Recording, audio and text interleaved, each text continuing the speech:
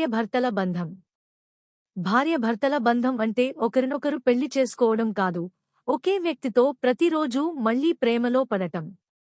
భోజనం పెట్టేటప్పుడు ఏమండి అని పిలిస్తే అది వంట రుచి గురించి కాదు, తన శ్రమను నువ్వు గమనించావా అని అడిగిన మాట.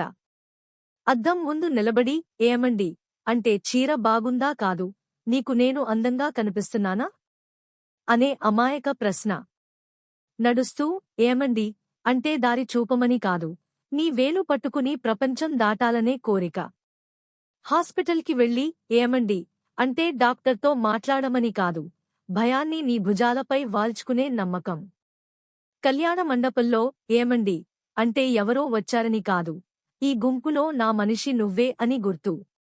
బట్టల దుకాణంలో ఏమండి అంటే చీర నచ్చిందని కాదు, నీ అభిప్రాయం నాకెంత ముఖ్యమో చెప్పే సంకేతం.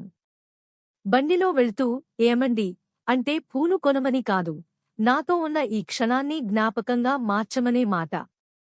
రెస్టారెంట్లో ఏమండి అంటే బిల్లు కట్టమని కాదు, నా పక్కన కూర్చున్న నీతోనే నా విందు పూర్తవుతుందని అర్థం.